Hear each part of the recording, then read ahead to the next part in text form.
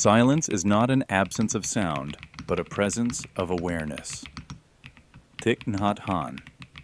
Everyone says meditation is the key to peace, to presence, to enlightenment. But what if I told you most people are doing it wrong, not just slightly off, but fundamentally misusing a practice that was never meant to be about escape, but confrontation? Let's start here. What is meditation really? Most modern versions teach us to sit still, close our eyes, and empty the mind. But the ancient mystics never said that. The Hermetics, the yogis, the initiates of Egypt and Tibet, they didn't teach silence for the sake of stillness. They used silence as a doorway, a weapon, a mirror. Meditation wasn't meant to calm you. It was meant to crack you open. The stillness was supposed to bring up the noise, the trauma, the repressed, the unresolved. Because when you go quiet, truly quiet, all the things you've avoided start to surface. And here's the dark truth. Most people don't want that. They want relief, numbness, a break from the storm. So instead of going in, they go blank. They use meditation like a spiritual sedative, and it works, temporarily. You'll feel calm. You'll feel zen. But that's not healing. That's avoidance. The original meditation practices were not passive. They were active, intense, dangerous. Some schools taught meditating in caves for days.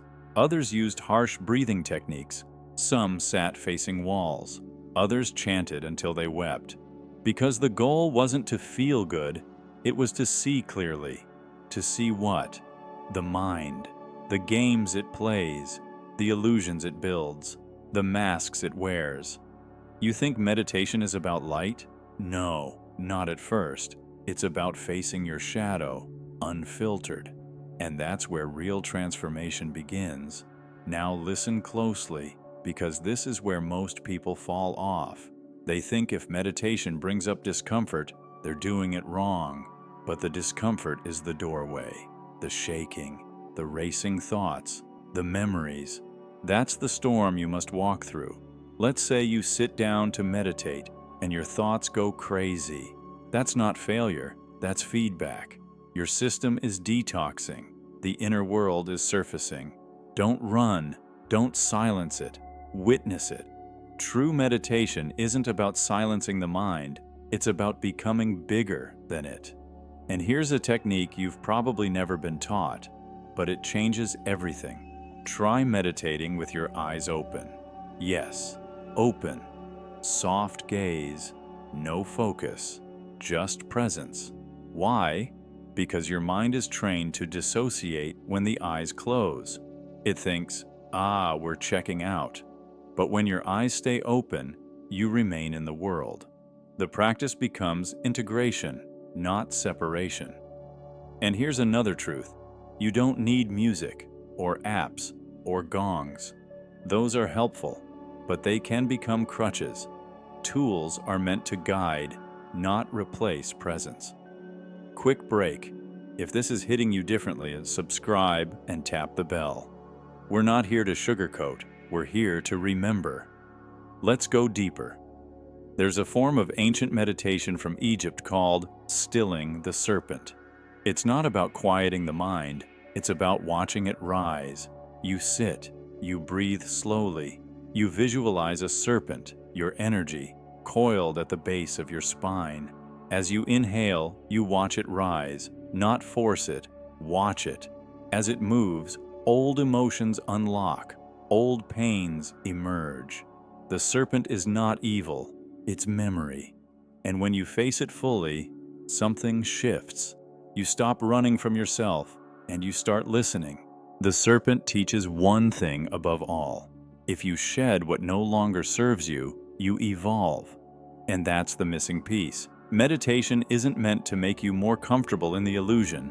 It's meant to burn it away, layer by layer, mask by mask, until only what's real remains. The ancients knew this. That's why they meditated in tombs, not gardens. That's why their chants weren't lullabies, but calls to war. an inner war against the false self. Let's talk about why this truth is so often avoided. Because it's hard. Facing your mind, unfiltered, is harder than any workout, any job, any pain. It takes courage to sit in your darkness and not look away. That's why true meditation begins when the surface breaks. When stillness starts to hurt. That's the threshold. Most stop there. But those who stay transform. And here's what transformation actually looks like. You begin to remember emotions you buried decades ago. You feel grief with no story attached. You get angry at no one in particular. You cry for no reason. This is not regression. This is integration. Your system is releasing what it never got the chance to feel. And when you feel it fully, without story, without judgment, it dissolves. The serpent rises, and with it, your awareness.